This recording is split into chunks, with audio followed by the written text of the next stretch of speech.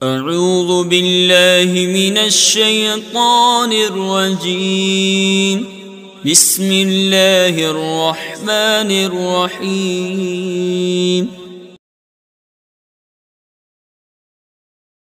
عزیز طلبہ، السلام علیکم ورحمۃ اللہ وبرکاتہ۔ میں محمد ناصر حسین مصباحی، استاد دارالعلوم غریب نواز الہ آباد سے جماعت رابعہ کے تمام طلبہ سے مخاطب ہوں۔ آج 11 جولائی 2020 کی تاریخ میں آپ کے نصاب کی کتاب دروس البلاغت کی تعلیمی سلسلے کا ایک نیا سبق شروع کرنے جا رہا ہوں۔ مجھے امید ہے کہ آپ لوگ نہ صرف یہ کہ آج کے وبائی حالات میں اپنے گھروں کے اندر محفوظ اور مامون ہوں گے،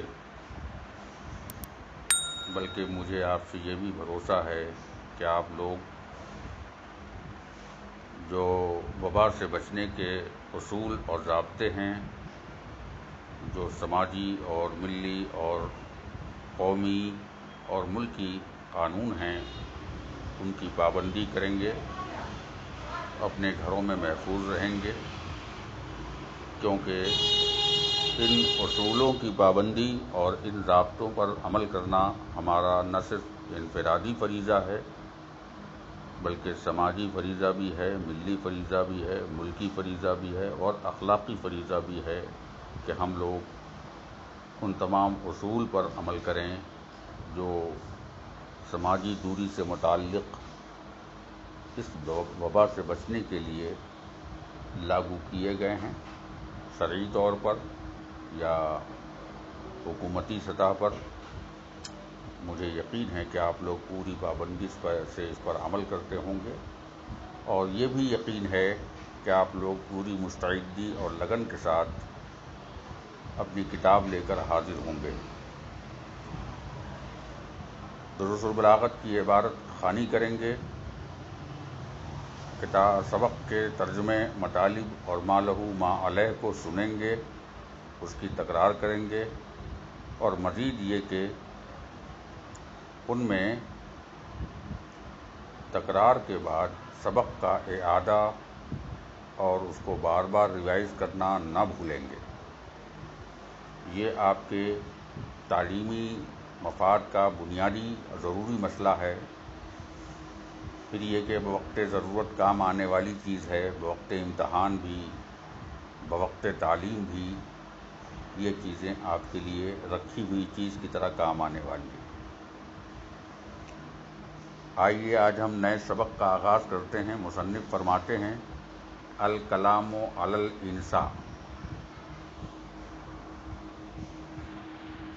الانساء اما طلبی او غیر طلبی، فالطلبی ما یستدعی مطلوبا غیر حاصل وقت الطلب، وغیر الطلبی ما لیس کذالک، والاول یکون بخمسۃ اشیاء: الامر والنہی والاستفہام والتمنی والنداء، او کما قال۔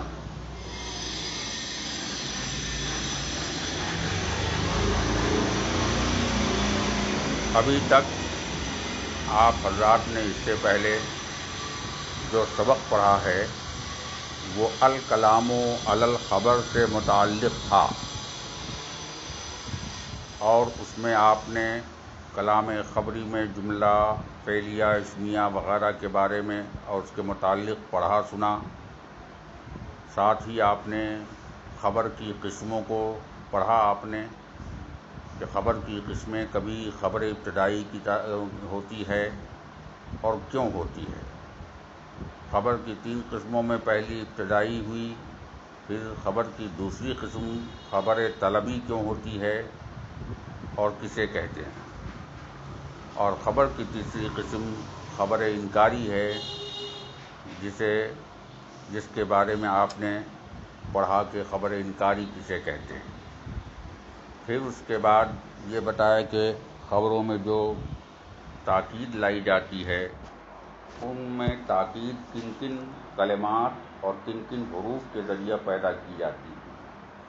آج بتا رہے ہیں کہ آج ہم انسا کے اوپر بات کریں گے. تو فرماتے ہیں کہ الانساء اما طلبیون، کہ کلام انسائی جو ہوگا یا تو کلام انسائے طلبی ہوگا، اور غیر و طلبین یا انسائے غیر طلبی ہوگا. انسائے طلبی کسے کہیں گے اور انسائے غیر طلبی کسے کہیں گے؟ تو گویا انسا کی دو قسمیں کر دیا، انسائے طلبی اور انسائے غیر طلبی. تو اب فرماتے ہیں کہ فت طلبیو پہلی قسم یعنی انسائے طلبی کی قسم ہے، ہم اس کی تعریف کرنے جا رہے ہیں. کہتے ہیں فت طلبیو ما یستدعی مطلوبا غیر حاصل وقت طلب. انسائے طلبی ایسے کلام انسائی کو کہتے ہیں جس میں مانگی جائے، چاہی جائے اور طلب کی جائے ایسی مطلوب کو یا ایسی شیء مطلوب کو جو طلب کے وقت حاصل نہ ہوئی ہو، جو طلب کے وقت حاصل نہ ہوئی ہو، یعنی جس وقت آپ وہ چیز مانگ رہے ہیں وہ چیز آپ کے پاس وہ حاصل نہ ہو. ہے کہ نہیں؟ تو یہ ہے انسائے طلبی. غیر و حاصل کا مطلب کیا ہوا؟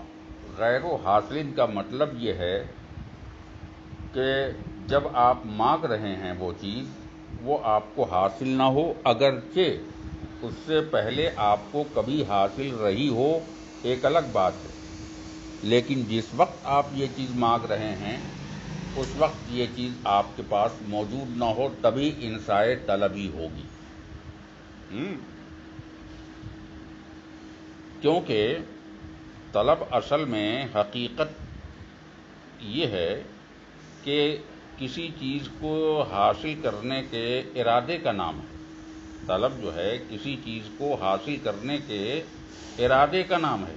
اور جب کسی چیز کے ارادے کا نام ہے اور یہ ارادہ کسی حاصل کی ہوئی پہلے سے کسی چیز کے بارے میں نہیں ہو سکتی.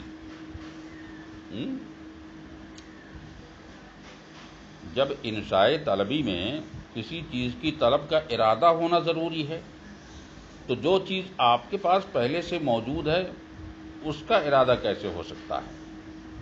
لہذا انہوں نے کہا غیر و حاصل، وہ آپ کے پاس پہلے سے موجود نہ ہو، وقت طلب موجود نہ ہو، تبھی آپ انشاء طلبی قرار دیں گے. اب اگر کسی متکلم نے کسی ایسی چیز کے لیے مانگ کیا یا طلب کیا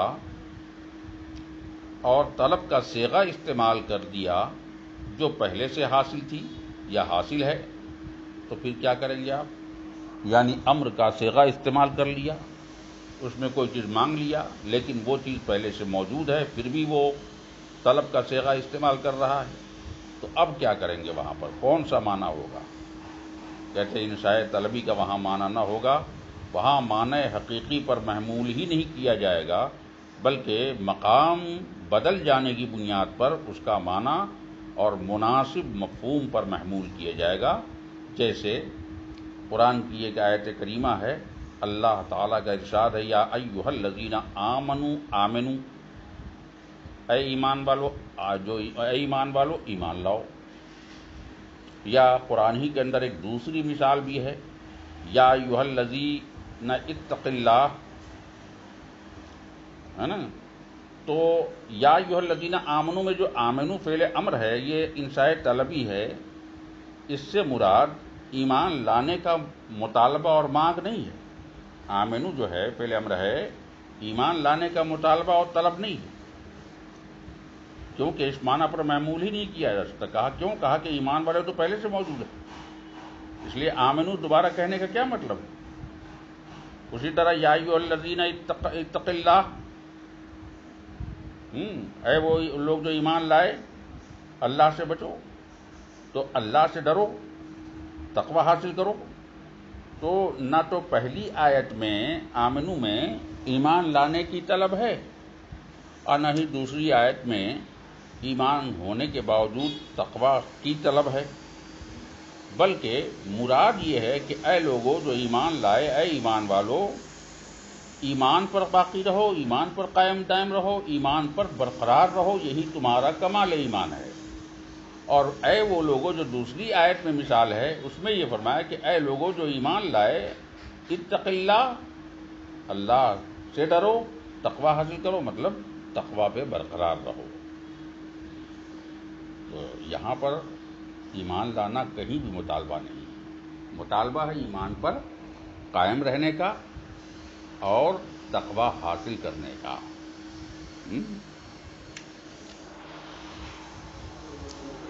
اسی لیے فرمایا کہ وقت طلب حاصل نہ ہو۔ اور اب مصنف انشاء طلبی کے بعد انشاء غیر طلبی کے بارے میں ارشاد فرماتے ہیں، کہتے ہیں وغیر الطلبی ما لیس کذالک۔ انشاء طلبی تو وہ ہے جس میں کسی ایسی چیز کو طلب کی جائے جو چیز طلب کے وقت حاصل نہ ہو۔ لیکن انشاء غیر طلبی کسے کہیں گے؟ کہتے ہیں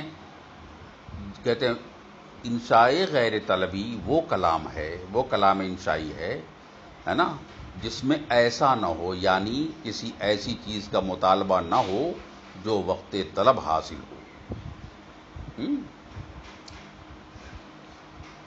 یہ سب بات نہ ہو۔ مثلا دیکھیے آپ، افعال مقاربہ ہے یا افعال مدح و ذم وغیرہ ہیں۔ افعال مقاربہ جیسے کادا، عصا و کادا، قربا اوشکا، ہے نا، یہ ہیں افعال، لیکن قریب ہونے کے معنی میں ہیں۔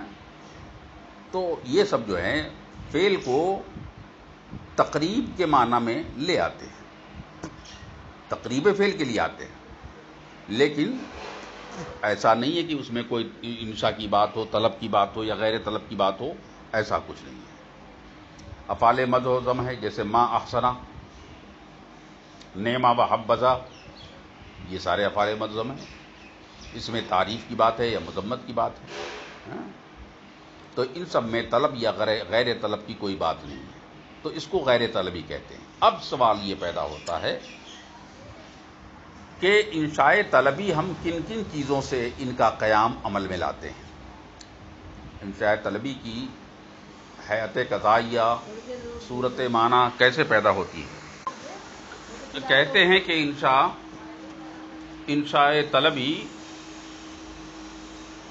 بل اول یکون بخمسۃ اشیاء، پہلا یعنی انشاء طلبی 5 چیزوں کی بنیاد پر صورت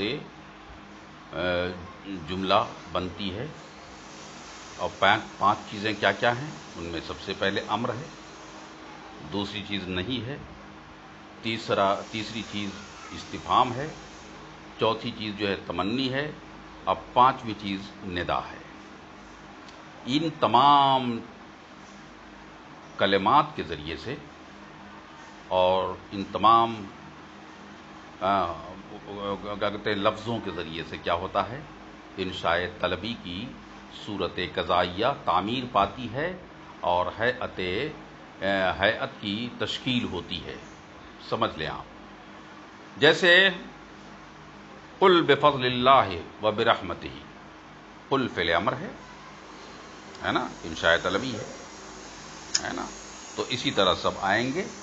اب اس کی مزید تفصیل انشاءاللہ کل نئے سبق میں آئے گی۔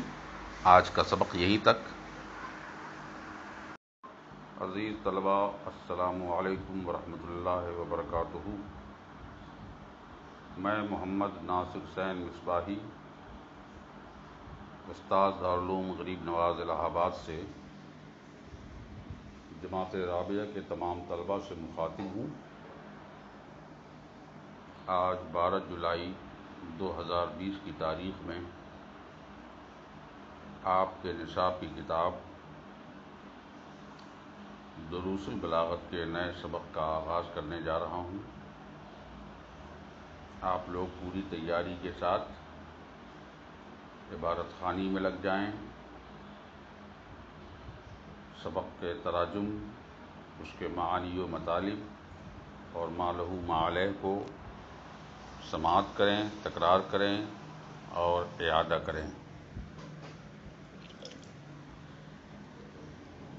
آج کے سبق کا آغاز کرتے ہوئے مصنف فرماتے ہیں: اما الامر فهو طلب الفعل على وجه الاستعلاء وله 4 صيغ: فعل الامر نحو خذ الكتاب بقوة، خذ الكتاب بقوة، والمضارع المقرون باللام نحو لینفق ذو سعة من سعته، واسم فعل الامر نحو حی علی الفلاح،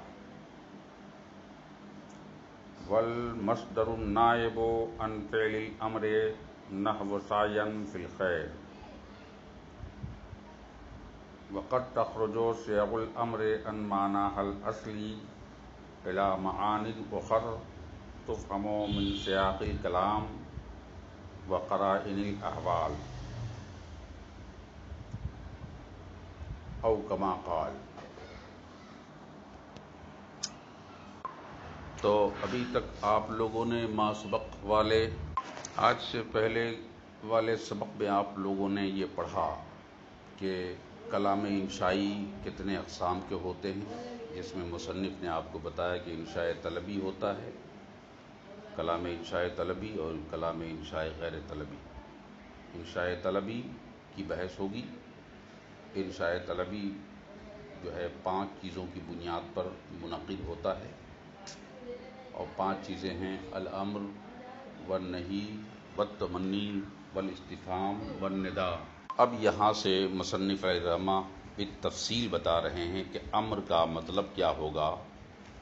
انشاء کے باب میں سب سے پہلے جو ذکر آتا ہے وہ امر کا آتا ہے۔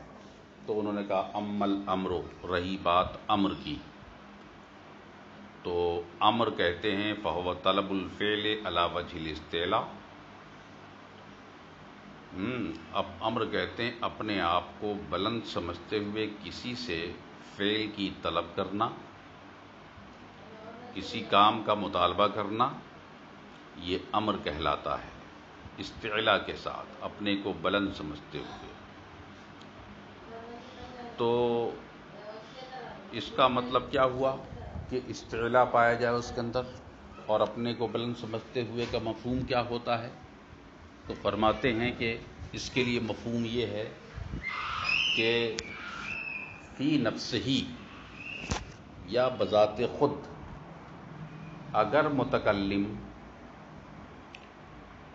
حکم دینے والا اگرچہ فی نفسہ ہی بلند نہ ہو، بالا نہ ہو، بلند بالا نہ ہو، لیکن اس کا کلام بطور قوت و تندی کے اس مقام پر ہو کہ اس میں مساوات یا تواضع کا پہلو نہ پایا جائے، یہ ہے استعلاء کا مطلب۔ یعنی اس کے حکم میں حکم دینے والا، امر کرنے والا اگرچہ بذات خود کوئی بلند و برتن ہو نہ ہو، اس سے بحث نہیں ہے۔ بحث اس سے ہے کہ جب حکم دینے والا حکم دے رہا ہے تو اس کے کلام میں، اس کے حکم میں اتنی قوت اور اتنی تندی پائی جائے کہ اس کا کلام مساوات یا تواضع کے پہلو کے ساتھ مشابہ نہ ہو جائے۔ جیسے فرض کیجئے دعا کرنا، دعا میں بھی امر ہوتا ہے، اللہم ارزقنا، اے اللہ تو ہمیں رزق دے، لیکن اس میں کیا ہے جناب والا، اس میں التماس ہے، دعا ہے، وغیرہ وغیرہ ہے، تواضع ہے، وغیرہ ہے۔ تو یہ چیزیں اس میں نہ پائی جائیں تو اس کو ہم امر کہتے ہیں۔ اسی لیے مصنف نے کہا فَهُوَ طَلَبُ الْفِعْلِ عَلَى وَجْهِ الْاِسْتِعْلَاءِ، فعل کا مطالبہ کرنا استعلا کے طور پر ہے نا. بھئی آپ نے کہا کسی بچے سے کہ آتنی الکتاب، آپ مجھے کتاب دیجیے، حالانکہ آپ دونوں ہم عمر ہیں، ہم کلاس ہیں، ہم رتبہ ہیں، آپ دونوں ایک ساتھ کام کرتے ہیں، تو یہ اس میں مساوات ہے. اس کو ہم امر نہیں کہیں گے بلکہ التماس کہیں گے. تو اس میں التماس اور مساوات کا پہلو ہے. یہ مساوات کا پہلو امر کے اندر نہیں ہونا چاہیے بلکہ اس میں استعلا کا پہلو ہونا چاہیے، اگرچہ وہ خود بلند نہ ہو مگر حکم میں تندی اور اس میں تیزی اور قوت اور شدت پائی جانی چاہیے. مجھے یقین ہے کہ آپ لوگوں نے سمجھ لیا ہوگا کہ وجہ استعلا کیوں کہا. اب یہ بھی جان لیجئے کہ امر جو ہے طلب فعل علی وجہ الاستعلا کے لیے آتا ہے تو اس کے صیغے کیا متعین ہیں یا غیر متعین. تو کہا اس کے صیغے متعین ہیں. کہا وہ کون کون سے، کہا کتنے ہیں، کہا اربع ولہو اربع صیغ. اس کے لیے 4 صیغے متعین ہیں خاص طور سے، جس کو ہم امر کے معنی میں ادا کرتے ہیں اور امر اور حکم دیا کرتے ہیں، ہے نا، بلند و بالا ہو کر. اب اربع صیغ سے مراد کیا ہوا؟ کہتے ہیں اس سے مراد وہ صیغے ہیں جو طلب فعل پر دلالت کرتے ہیں علی وجہ الاستعلا، استعلا کے طور پر، ہے نا. چاہے وہ اسم ہو، جیسے آپ دیکھیے رویدہ، حیہ، یا فعل ہو جیسے وہ فعل مضارع جو ملا ہو لام سے. آپ دیکھ رہے ہیں لیفعل، لیضرب، چاہیے کہ مارے. تو فعل مضارع جو ملا ہو لام سے وہ بھی جناب والا امر کا معنی ادا کرتا ہے نا. تو یہ ہوتا ہے. تو علی وجہ الاستعلا کا یہ مفہوم ہوا. اس کے لیے 4 صیغے ہیں.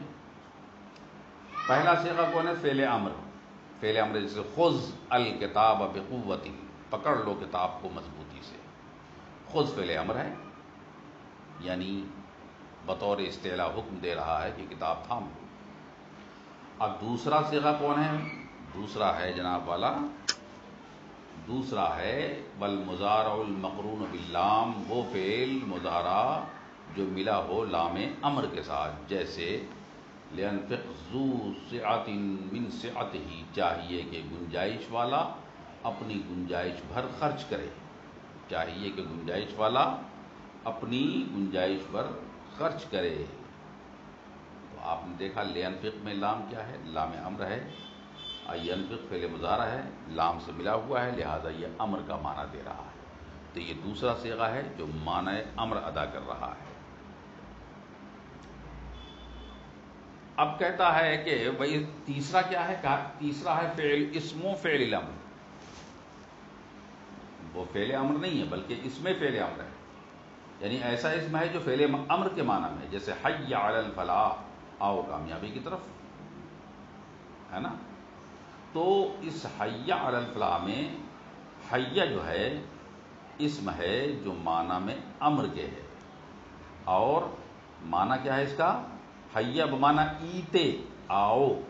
حی بمعنی آؤ، کہاں آؤ؟ علی الفلاح، حی علی الصلاح، ایتے علی الصلاح، کامیابی کی طرف آؤ، فلاح کی طرف آؤ. تو ایتے ہوا ہے. اب اس کے بعد کہتے ہیں چوتھا کون صیغہ ہے؟ کہتے والمصدر النائب عن فعل الامر نحو سعیا فی الخیر. کہتے ہیں وہ مصدر ہے جو قائم مقام ہوتا ہے فعل امر کا.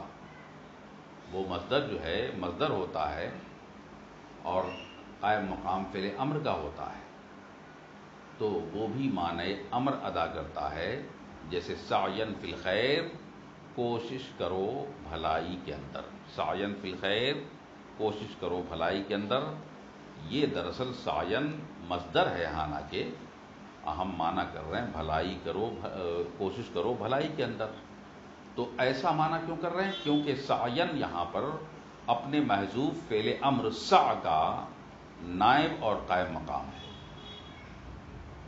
ہے نا. سع جو ہے، سعین جو ہے اپنے محذوف فعل امر کا قائم مقام ہے. اور وہ فعل امر کون ہے؟ سعین سے پہلے محذوف ہے سع، کوشش کر. سعین خوب کوشش کرنا بھلائی کے اندر، تو یہ قائم مقام ہے، یہ امر کا معنی ادا کر رہا ہے۔ تو آپ نے دیکھ لیا کہ پہلے صیغہ فعل امر ہے، پھر وہ مضارع ہے جو ملا ہے لام امر سے، پھر وہ اسم ہے جو فعل امر کے معنی میں ہے، پھر ایک مصدر ہے جو قائم مقام ہے فعل امر کا۔ یہ چاروں کے چاروں اپنے معنی امر کو ادا کرتے ہیں اور طلب الفعل علی وجہ الاستعلاء کا معنی ادا کرتے ہیں، طلب الفعل علی وجہ الاستعلاء کا مفہوم ادا کرتے ہیں۔